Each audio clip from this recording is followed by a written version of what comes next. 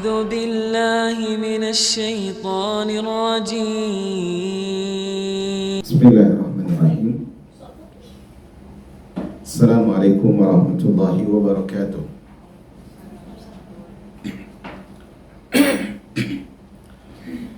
الحمد لله رب العالمين الرحمن الرحيم مالك يوم الدين والصلاة والسلام على نبينا محمد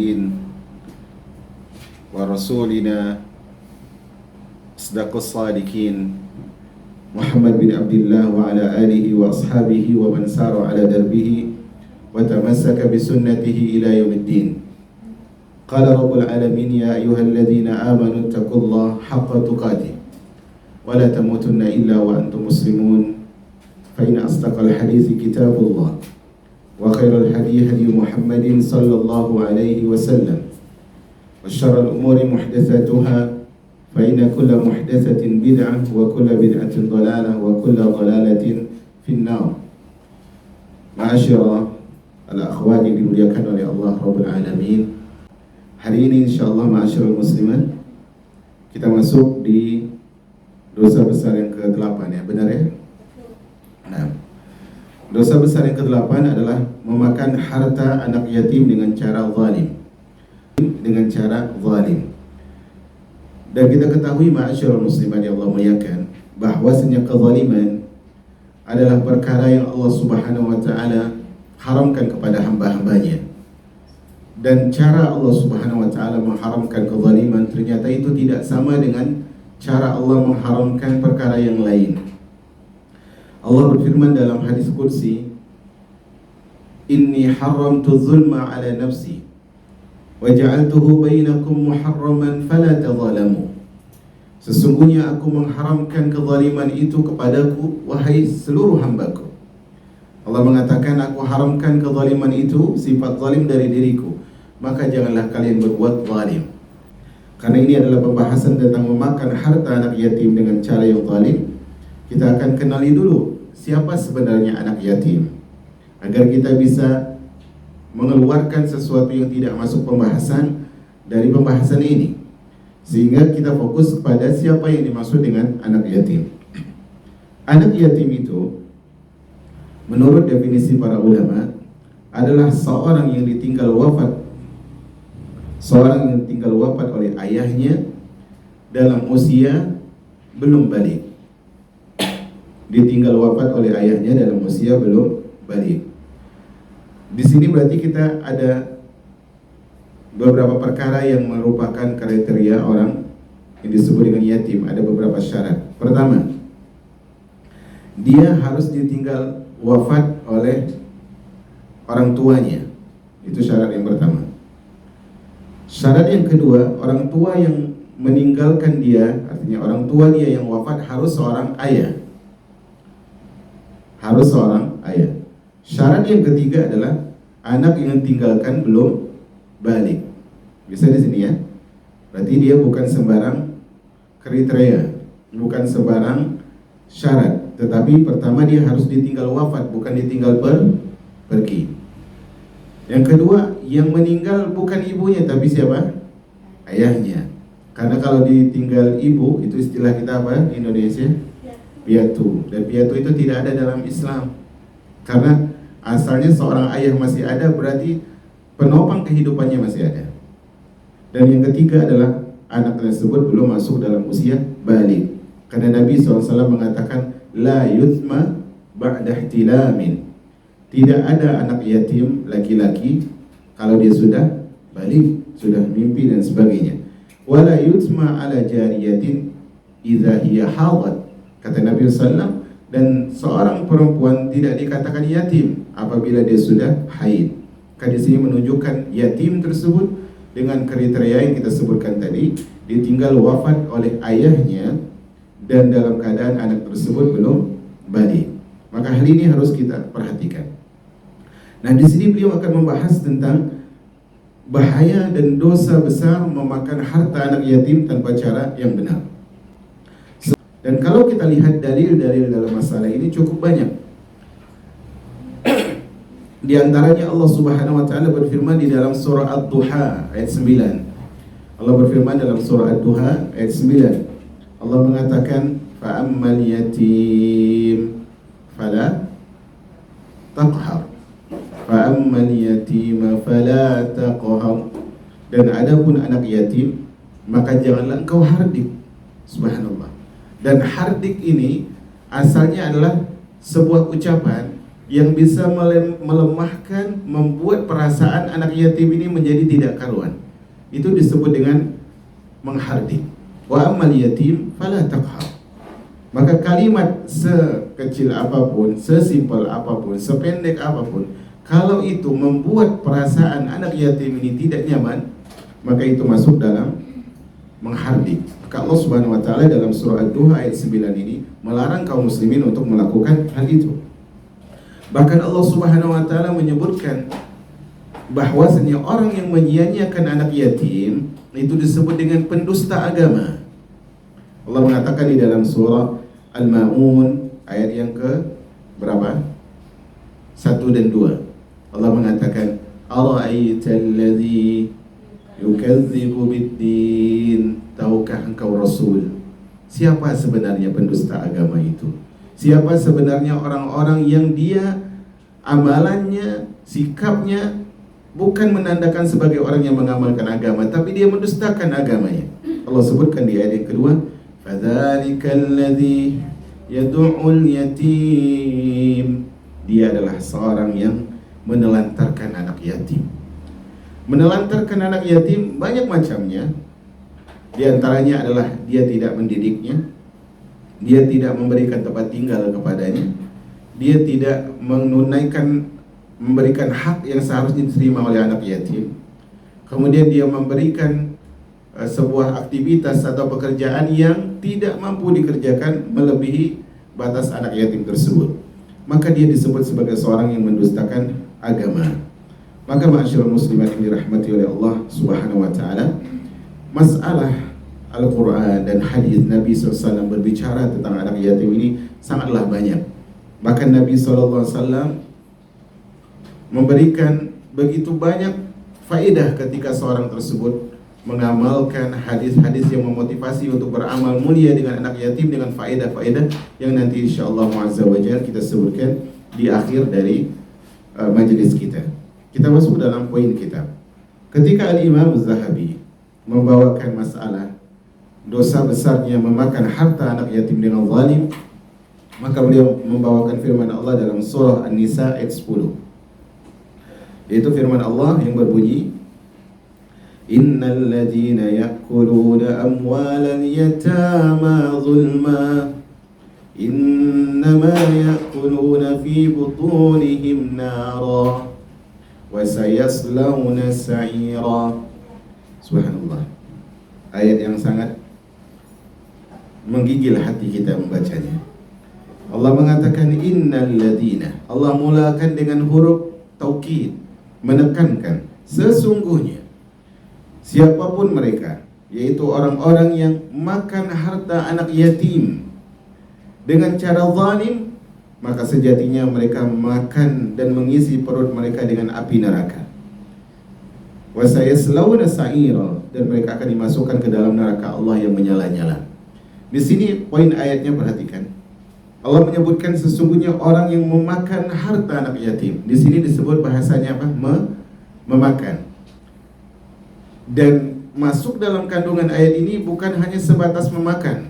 Artinya kenapa di sini disebut memakan? Karena asalnya orang mengambil harta orang lain fungsinya untuk apa? Mengenyangkan perutnya.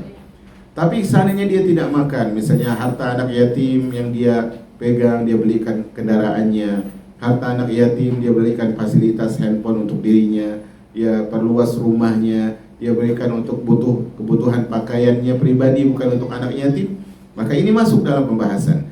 Hanya saja disebut sesungguhnya orang yang makan harta anak yatim, ini secara umum, dan ini asalnya.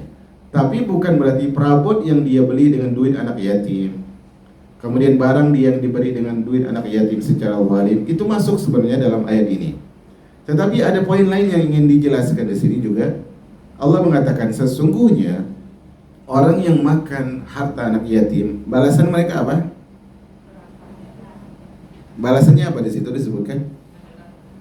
Sebenarnya mereka itu menelan makan. Karena mereka makan, balasannya makan. Subhanallah. Al-jaza'u min jinsil amal. Cara Allah Subhanahu wa taala membalas hambanya dengan cara yang luar biasa, setimpal dengan perbuatannya. Orang yang menimbun kemarin hartanya, hukumannya apa? Harta tersebut dijadikan lempengan sebagaimana mereka menimbun, kemudian disetrikakan di tubuh mereka, di punggung mereka, di dahi mereka, di lambung mereka. Dan saat ini ketika seorang memakan harta anak yatim, balasannya dia akan diberikan api neraka, tapi apakah dibakar dari luar? Tidak. Maka Al-Imam As-Susi atau ulama yang lain menyebutkan bahwasanya kelak di hari kiamat, kata beliau salah satu ahli tafsir, beliau menyebutkan bahwasanya kelak pada hari kiamat, seorang yang makan harta anak yatim di mahsyar atau di neraka Allah akan keluar api dari mulutnya, dari matanya, dari telinganya, dari hidungnya, dan semua orang tahu dengan tanda itu bahwa dia adalah orang yang waktu di dunia makan harta anak yatim. Subhanallah. Amirul Mukminin Umar ibn al-Khattab radhiyallahu anhu, beliau melarang siapapun yang memelihara harta anak yatim, kata Umar bin Khattab, jangan sampai harta anak yatim itu didiamin. Maksudnya bagaimana? Umar mengatakan, siapapun yang saat ini diamanahkan memegang harta anak yatim, kata Umar, jangan apa? Jangan didiamin. Maksudnya apa? Dikelola. Kenapa? Karena kalau didiamin berkurang pasti tidak? Pasti. Kena zakat tidak kalau udah sampai nisab? Sampai haul? Kena nasab. Kena nasab. Kena zakat. Ya. Kena zakat dia. Makanya kata Umar, dikelola sehingga berkurangnya bisa di-cover dengan bertambahnya. Nah, itu saran dari Amirul Mukminin Umar ibn al-Khattab radhiyallahu anhu. Harta anak yatim ini, ma'asyiral muslimat yang dirahmati oleh Allah Subhanahu wa taala, perkara yang seharusnya kalaupun mereka kaya, mereka juga masuk dalam asnaf, kan begitu sebenarnya kan? Yaitu asnaf yang harus dikasihani, dalam artian begitu. Bukan asnaf untuk mendapatkan hak hartanya. Orang-orang yang dikasihani untuk dijaga hartanya, jangan sampai nanti diambil zakatnya juga semena-mena dan sebagainya.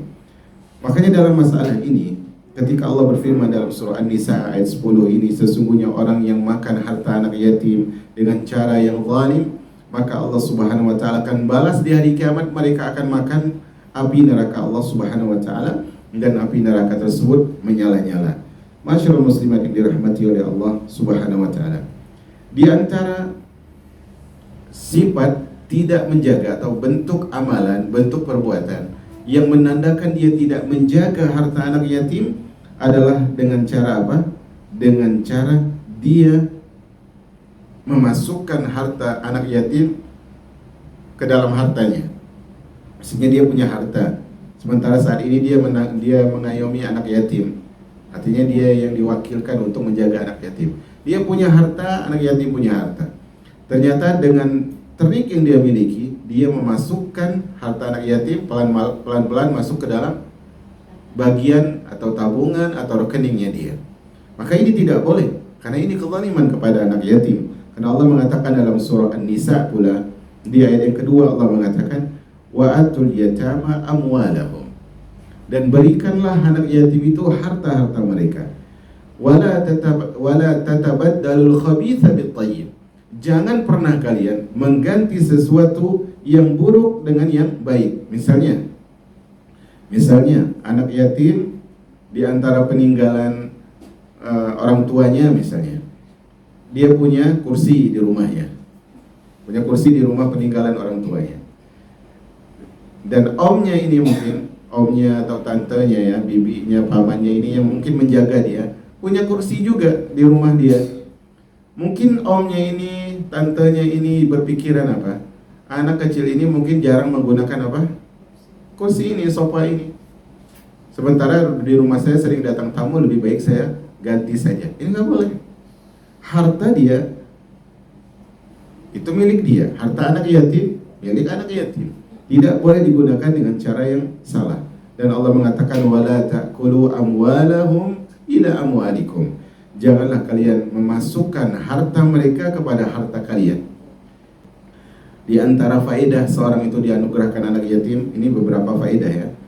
Ketika seorang itu bisa menjaga anak yatim dengan baik, maka dia akan mendapatkan, ini faedahnya saya sebutkan secara umum, dia, anak yatim tersebut asalnya adalah sumber kebahagiaan seorang hamba di dunia dan di akhirat. Siapa yang bisa menjaga anak yatim, dia akan dapat kebahagiaan dunia dan akhirat. Itu garis besarnya. Di antara manfaat mengayomi anak yatim, yang pertama adalah dia akan mendapatkan banyak kebaikan secara umum. Dia akan mendapatkan banyak kebaikan secara umum. Kata Nabi SAW dalam sebuah hadis, "Man massaha ra'sa yatimin lam yamsahhu illa lillah." Siapa yang mengusap kepala anak yatim, artinya dia bukan hanya sekedar mengusap kepala, tapi dia jaga, dia pelihara, dia perhatikan, dan dia melakukan perhatian itu, mengusap kepala anak yatim itu dilakukan karena Allah Subhanahu wa taala. Kata Nabi sallallahu alaihi wasallam, "Kana lahu bi kulli sya'ratin marran 'alaiha yaduhu hasanat." Sambil dia pelihara anak yatim, dia usap kepalanya. Apa kata Nabi? Setiap helai rambut yang dia lewati ketika mengusap kepala anak yatim itu, maka dengan itu dia mendapatkan kebaikan. Subhanallah. Ini luar biasa. Luar biasa sekali. Gimana kalau kepalanya botak? Nah, dan Allah lebih tahu cara membalasnya pastinya. Yang penting adalah bagaimana sikap kasih sayangnya, bukan sekedar mengelus kepala anak yatim.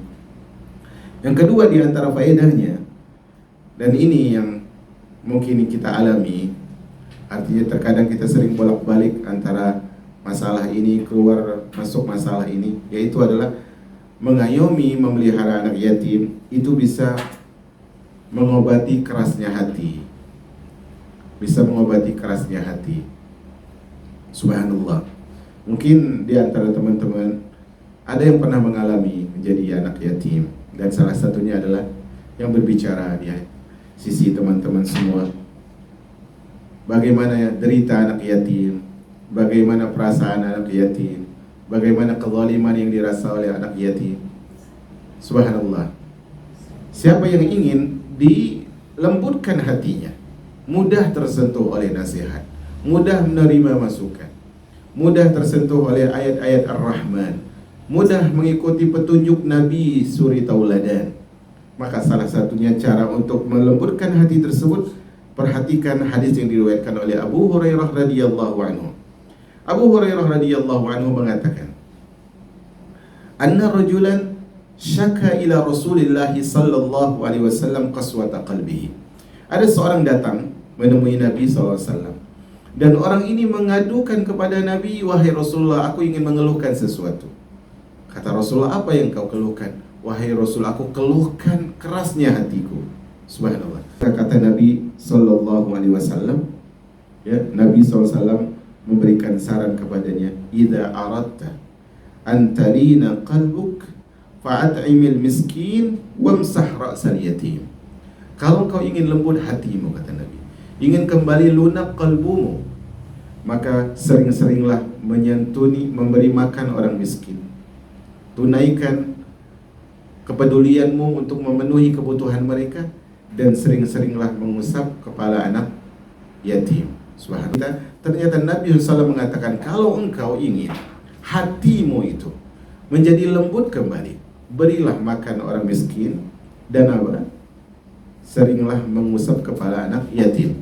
Apakah memang harus diusap? Asalnya iya, asalnya diusap.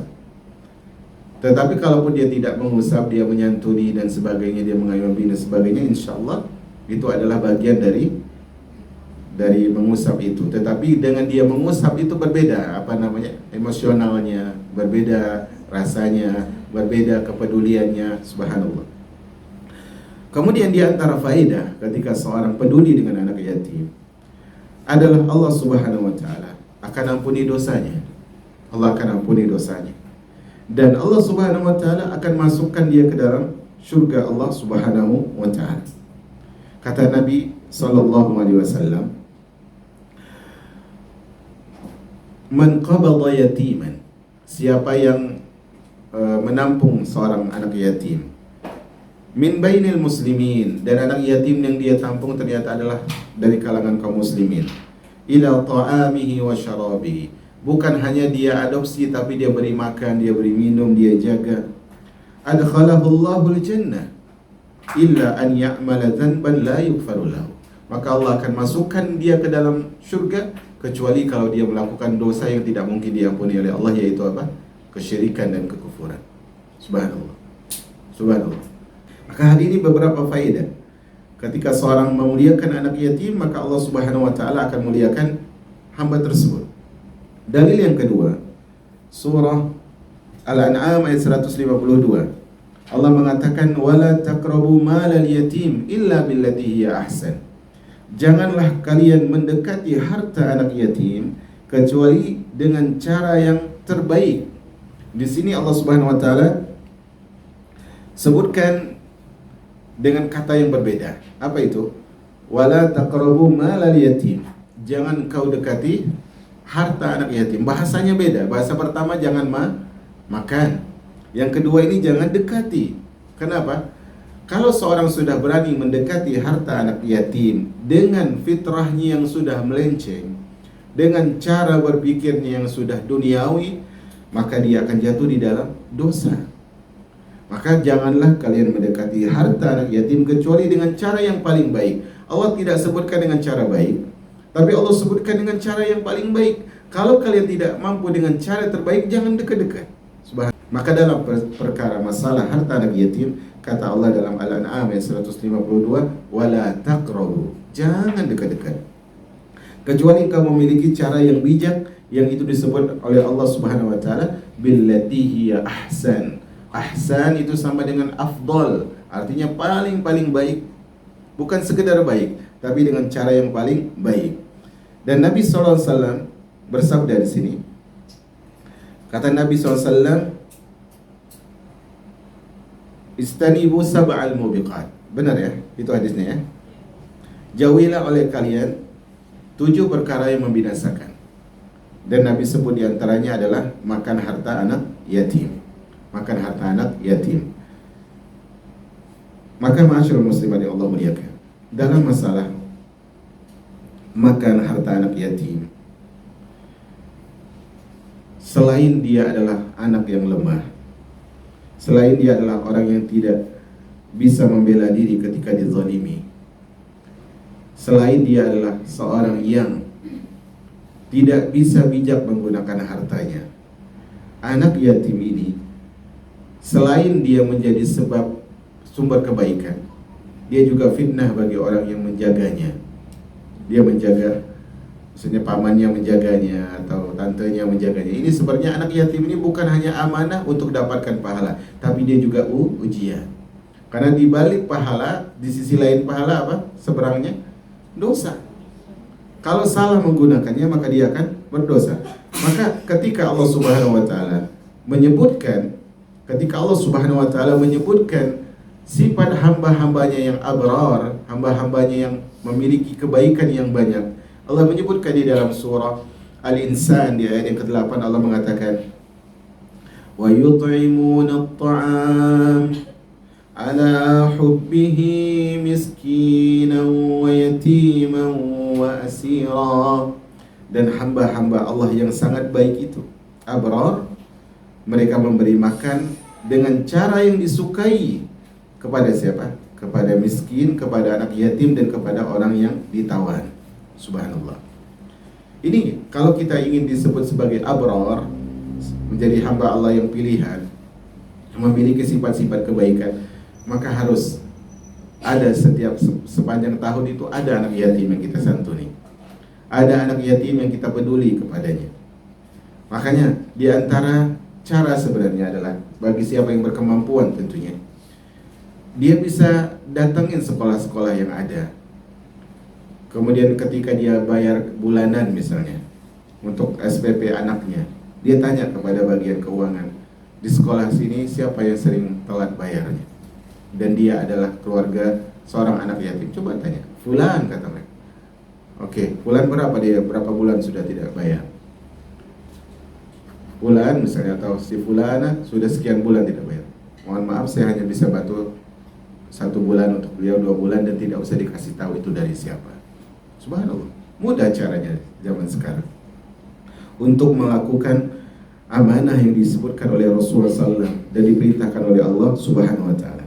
Nah, masyaallah muslimat yang dimuliakan oleh Allah Subhanahu wa taala, kalau kita lihat sifat sebagian manusia, mereka ketika dihinakan oleh Allah, mereka langsung menyalahkan Allah Subhanahu wa taala.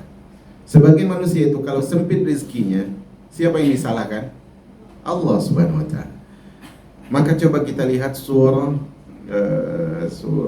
Al-Fajr ayat 16 dan 17. Allah mengatakan, wa ammal insan, dan adapun manusia, idza mabtalahu rabbuhu, kalau dia diuji oleh Rabbnya, faqadara alaihi rizqahu, dan ujian tersebut Allah sempitkan rezekinya. Apa? Ayat yang ke-16. Disambung ya. Fa ammal insan idza mabtalahu rabbuhu faqadara alaihi rizqahu fayaqulu rabbi, jangan nyontek, ahana.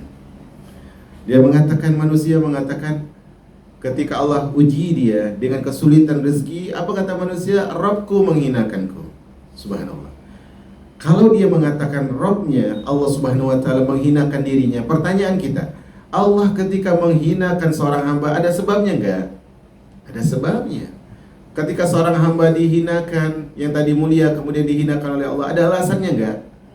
Ada something wrong enggak yang terjadi pada orang ini? Ada. Apa kata Allah dalam ayat yang ke-17? Kalla, bukan, kata Allah. Allah enggak hinakan kalian, bukan semena-mena dari Allah. Kalla balla tukrimunal yatim. Tapi kenapa engkau tadi mulia menjadi hina? Karena engkau tidak memuliakan anak yatim. Orang yang tidak memuliakan, pantaskah dimuliakan? Tidak pantas. Seorang yang tidak berbelas kasih, pantaskah dia dikasih? Tidak pantas. Seorang yang tidak bisa mengguyuri manusia, menyirami manusia dengan kasih sayangnya, pantaskah dia diberikan secuil dari kasih sayang? Tidak pantas. Kalla bal, kata Allah. Enggak, bukan Allah yang salah. Tidak demikian, bukan Allah menghinakanmu semena-mena, bukan. Tapi karena sebab salah satunya apa? Kalian tidak memuliakan anak yatim. Maka ma'asyiral muslimat yang dirahmati oleh Allah Subhanahu wa taala, salah satu faedah yang paling besar ketika seorang memuliakan anak yatim, ini tambahan yang tadi. Tadi ada berapa yang telah kita sebutkan? 3. Secara garis besar 3. Garis besar kan kita sebutkan mendatangkan banyak kebaikan. Yang pertama, kemudian apa tadi kita sebutkan? Mendatangkan banyak kebaikan. Oke. Yang kedua, melembutkan hati yang keras. Yang ketiga, mengampuni dosa dan masuk surga. Dan saya pernah sebutkan ya, bahwasanya perjuangan kita bukan hanya masuk surga, tapi bagaimana kita masuk surga dengan posisi yang level paling tinggi. Dan kata Nabi SAW dalam masalah ini, dan hadisnya adalah hadis dari sahabat Sahal bin Sa'ad radhiyallahu anhu, Nabi SAW mengatakan, ana wa kafilul yatim hakadha. Kata Nabi SAW, aku dengan orang yang mengayomi anak yatim seperti ini. Nabi mengisyaratkan dengan jari telunjuk dan jari tengah. Kemudian Nabi renggangkan, dalam riwayat lain Nabi tenggangkan. Nabi renggangkan jari telunjuk dan jari tengah. Coba perhatikan jari masing-masing. Gak usah dipasang cincin ya, kayak yang lagi viral-viral itu. Kemudian gak jelaskan setelah itu. Jari, sudah? Coba dirapatkan jari tengah dan jari telunjuk. Sudah? Sudah, taat aja dulu ya. Sudah? Coba renggangkan masing-masing, karena masing-masing beda jaraknya. Sudah? Sejauh-jauhnya. Itu nyampe gak satu langkah? Enggak nyampe kan? Kata Nabi SAW, aku dengan orang yang peduli dengan anak yatim seperti jari telunjuk dan jari tengah. Dalam riwayat lain disebutkan Nabi merenggangkan jarinya. Berarti enggak jauh.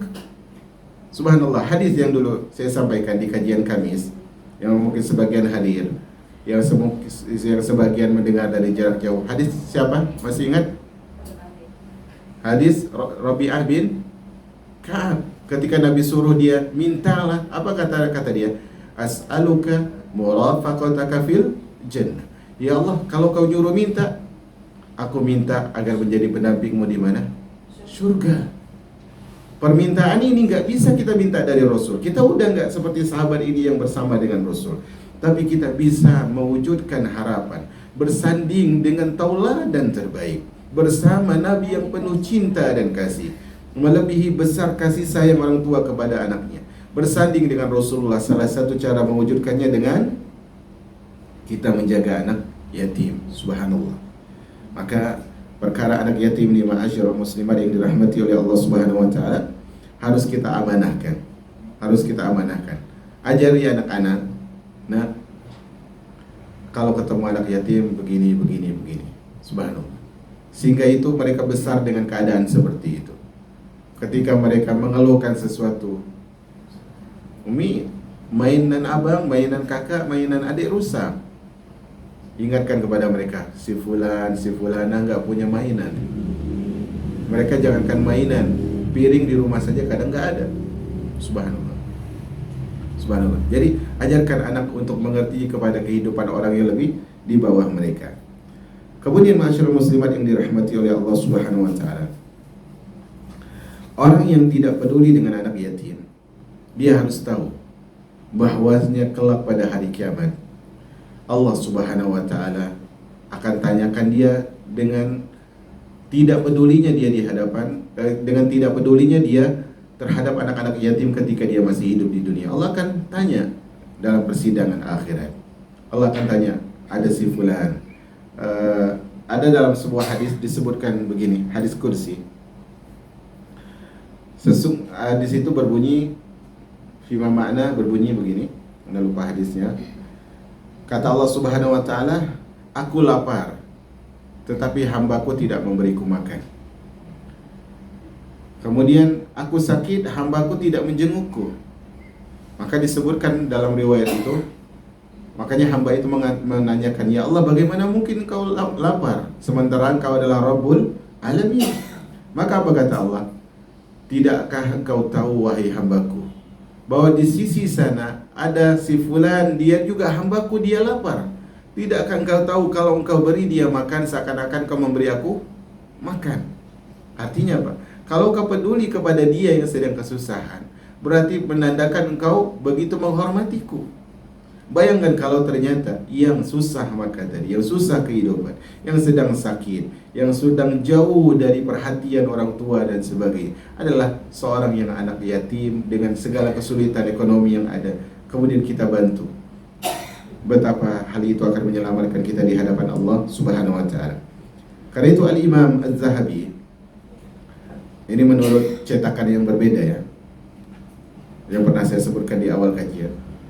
Al-Imam Az-Zahabi meriwayatkan kisah tentang taubatnya seorang salaf, yang mana sebelum dia bertaubat, dia adalah seorang yang suka melakukan banyak kemaksiatan dan biasanya identik dengan khamar. Itu yang terjadi di masa dahulu. Maka suatu hari, seorang ini yang biasa maksiat, biasa minum khamar, suatu hari dia melewati sebuah jalan dan dia melewati seorang anak yatim yang miskin. Maka kemudian dia tersentuh. Dia pungut anak tersebut, dia bawa ke rumahnya, dia beri makan. Kemudian karena anak tadi terlihat sudah begitu lama di luar rumah, maka dia bersihkan, dia mandikan, dia bersihkan, dia berikan pakaian dan sebagainya. Kemudian diberikan tempat tinggal yang layak dan sebagainya. Dan di malam itu, suatu malam, dia bermimpi bahwasanya Allah Subhanahu wa taala katakan kepada malaikat, wahai malaikat, seret hambaku fulan, setiap hari dia maksiat, setiap hari dia minum khamar. Maka malaikat pun menyeretnya.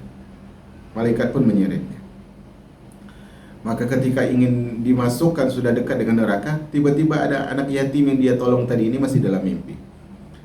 Kata anak yatim, jangan, biarkan aku, berikanlah waktu sesaat agar aku mohon kepada Allah untuk memberikan orang ini syafaat, karena sebab anak yatim yang dia tolong. Maka kata malaikat, kami tidak diperintahkan untuk itu. Kami cuma diperintahkan untuk apa? Melempar orang ini ke neraka. Maka tiba-tiba ketika terjadi dialog itu, terdengar Allah Subhanahu wa taala menyeru dengan sebuah seruan, wahai malaikatku, sesungguhnya aku telah memberikan syafaat membebaskan hamba ini dari neraka karena dia menyantuni anak yatim. Subhanallah. Ini memang hanya sekedar mimpi, tapi hal ini ternyata merubah dirinya menjadi seorang yang saleh, menjadi seorang yang takut kepada Allah Subhanahu wa taala, menjadi seorang yang mengerti bahwasanya kehidupan seorang hamba di dunia, kebaikan sebesar apapun dan kebaikan sekecil apapun, semuanya adalah bernilai besar di sisi Allah Subhanahu wa taala. Makanya ma'asyiral muslimat yang dirahmati oleh Allah Subhanahu wa taala, di sini di akhir dari pembahasan ini, Al-Imam Az-Zahabi mengatakan, ini saya baca cetakan yang besar ya, karena saya tadi dari luar nggak sempat pulang. Beliau mengatakan setiap wali atau yang mengurus anak yatim yang dalam hidup serba kekurangan, yaitu anak yatimnya dia jaga sementara dia miskin, yang menjaga ini miskin maksudnya, maka dia tidak berdosa apabila dia ikut makan dari harta anak yatim tersebut dengan cara yang ma'ruf. Kemudian kita lanjutkan dulu. Apabila di luar batas kewajaran, maka hukumnya menjadi haram. Sedang yang dimaksud dengan cara yang ma'ruf di sini adalah disesuaikan dengan kebiasaan yang berlaku umumnya orang-orang beriman yang bersih dari tujuan-tujuan yang jahat. Artinya gini, tidak semua orang yang mengayomi anak yatim itu kan dia mampu. Terkadang seorang ini punya saudara, saudaranya kaya, dia miskin, dan qadarullah saudara yang kaya ini meninggal dan meninggalkan anak yatim kan gitu, yang menjaga paman yang miskin ini. Boleh tidak dia makan dari harta anak yatim tersebut? Boleh, dengan kadar seperlunya. Dengan kadar seperlunya. Di sini poin sini, paham tidak? Paham. Kemudian pertanyaan, seperlunya itu gimana cara ngukurnya kan gitu? Seperlunya itu cara ngukurnya adalah sesuai dengan kondisi dia saat itu dan kondisi masyarakat setempat. Artinya adalah pribadi dia itu butuhnya apa, dan masyarakat setempat kira-kira kalau butuhnya itu harganya berapa kan gitu, uangnya berapa, itu disesuaikan. Muncul pertanyaan lagi, tetapi ukuran ini cukup atau tidak itu pendapat siapa? Maka di sini beliau sebutkan menurut pendapat orang-orang yang beriman yang hatinya bersih dari tujuan yang buruk. Artinya misalnya ada seorang paman yang miskin menjaga anak saudaranya, sementara anak saudaranya ini, ponakannya ini punya harta warisan yang banyak, dia susah hidupnya. Dia diperkenankan dalam syariat untuk menggunakan harta anak yatim ini. Tetapi kalau dia harus bertanya, apakah dia bertanya kepada orang-orang yang pecinta dunia? Artinya gini, saya ingin memakai harta anak yatim, kira-kira sebatas apa ya boleh? Apakah dia bertanya kepada orang yang cinta dunia? Enggak. Dia bertanya kepada orang yang di kampung itu dikenal dengan ketakwaannya, dikenal dengan zuhudnya terhadap dunia, dan dikenal dengan sikap adilnya. Jadi bukan sembarang orang. Berarti apakah datangnya ke RT, ke RW? Enggak harus. Kalau ternyata RT-nya bertakwa, alhamdulillah. Kalau ternyata RW-nya adalah orang yang wara', alhamdulillah. Tapi kalau ternyata orang yang paling wara' adalah justru orang yang paling kaya, maka dia datang kepada orang kaya tadi minta pendapat, saya ingin mengambil harta dari anak yatim yang saya ayomi karena saya punya hajat. Apakah boleh? Jawabannya boleh. Tetapi hajatnya bagaimana? Itu baru didiskusikan dengan orang yang paling bijak dan paling adil di masyarakat yang ada, dan dia harus orang beriman. Jadi tidak masalah. Termasuk juga barang anak yatim yang di bawah pengayoman kita, kalau dipinjamkan oleh orang lain, itu harus kita lihat siapa yang minjam. Karena kalau tidak, kita termasuk menggunakan amanah yang diamanahkan untuk menjaga anak yatim dengan cara yang tidak tepat. Maka ma'asyiral muslimat, hal ini harus kita perhatikan. Karena kita harus bayangkan bahwasanya Rasul kita adalah pernah menjadi seorang yatim, dan saat itu beliau juga dijaga oleh keluarga yang miskin. itu dijaga oleh ibunya Aminah, kemudian dijaga oleh kakeknya 2 tahun setelah itu Abdul Muttalib, kemudian dijaga oleh oleh pamannya yang lebih miskin daripada kakeknya siapa? Abu Talib. Kemudian kita lihat bagaimana ternyata dari kecil sampai dewasa, kemudian beliau ternyata hidup dengan keadaan yang serba payah. Bermula dari keadaan yatim sejak kapan? Sejak dalam kandungan ibunya Sallallahu alaihi wasallam. Maka cukup satu motivasi ini minimal, ditambah dengan ayat-ayat yang lain. Kalau kita kurang motivasinya dengan hadis juga, dengan pendapat para ulama, dengan realita yang ada, bahwasanya ternyata mengayomi anak yatim adalah hal yang sangat luar biasa di dalam agama kita. Bukan dengan diskusi. Wassallallahu ala nabiyina Muhammad walhamdulillahi rabbil alamin.